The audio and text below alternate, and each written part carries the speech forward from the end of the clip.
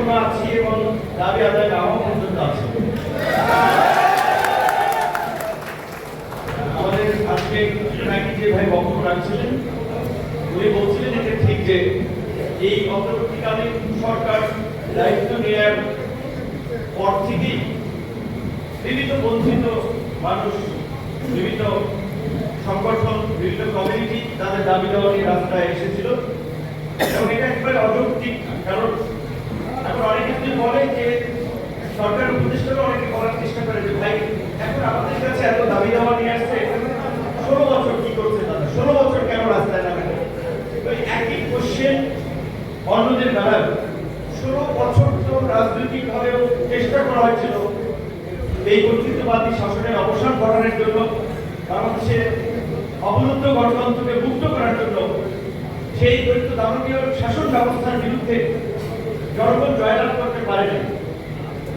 একটা প্রতিকূল অবস্থায় ছিল, সেখানে সবাই সরকারি কর্মকর্তা কর্মচারী থেকে শুরু করে রাজনৈতিক নেতৃবৃন্দ সবার জন্য সেই প্রতিকূল পরিস্থিতি আছে।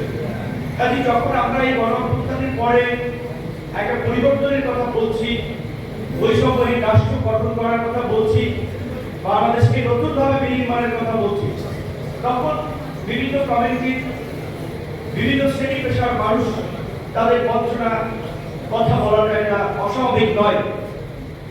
কিন্তু সেই সময় সরকারকে স্থিতিশীল করার জন্য, সরকার যেন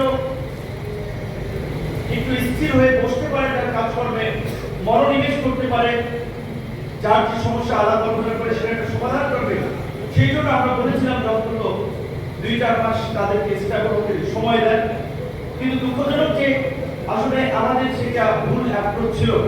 কারণ হচ্ছে এই দেশের আমরা দেখি বাস্তবতায় যেটা মানুষ বলে যে ভদ্রতা, নম্রতা, বিনয়কে অনেক সময় মানুষ দুর্বলতা হিসেবে পায়। এই যে আমাদের আহ্বানে বিভিন্ন আন্দোলনরত কমিউনিটির লোকজন ভয়ে ফিরে গেল, যখন আমরা সেই দাবি দেওয়ার কথা বলছি তখন দেখা যায় সরকারের যারা দায়িত্বশীল জীবিত আছেন, উপদেষ্টা বিভিন্ন পর্যায়ে দায়িত্ব পালন করছে, তাদের মধ্যে একটা গরিবসী ভাব লক্ষ্য করছে। এটা বাস্তব, আপনাদের সামনে বলছি এটা বাস্তব।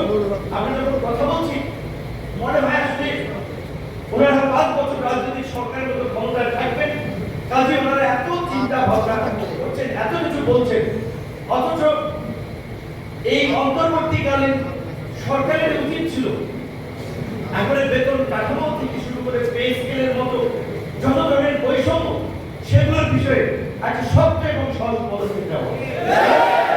রাজনৈতিক সরকার এটা ঠিক যে নানান সরকারি করে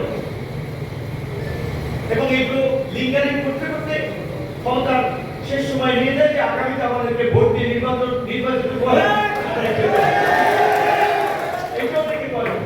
সেই দিক থেকে এই সরকারের দল ওই রকমের কোনো চিন্তা ভাবনা নাই, তাদের রাজনৈতিক দল নাই, তারা নির্বাচন করবে না, তাদের এইটা নিয়ে আসলে অনিয়ার আমি কোনো কারণ দেখি। আমি ব্যক্তিগতভাবে মনে করি সিঙ্গাপুরে একবারে চতুর্দিকে পানি, ইভেন ওই দেশের যে পানি খায় ওই বোতলজাত পানিটাও সে মালয়েশিয়া থেকে, সবজি কলা আসে ইন্দোনেশিয়া, থাইল্যান্ড পাশের দেশ থেকে, কিচ্ছু ওখানে ওইভাবে উৎপাদন হয় না। শুধুমাত্র ওই নদী পথকে ব্যবহার করে একটা কানেক্টিভ হাবে পরিণত হয়েছে, এশিয়ার কানেক্টিভ হাব। সমস্ত আন্তর্জাতিক বড় বড় প্রতিষ্ঠানগুলো সিঙ্গাপুরে, সেখানে দুর্নীতি নির্মূল করার জন্য, দেশকে গড়ে তোলার জন্য সেখানকার রাষ্ট্রপ্রধান লি কুয়ান ইউ যে ফর্মুলাটি অ্যাপ্লাই করেছিলেন, প্রথমে এসে দায়িত্ব নিয়ে তিনি সরকারি কর্মকর্তা কর্মচারীদের বেতন বাড়িয়ে দিয়েছেন।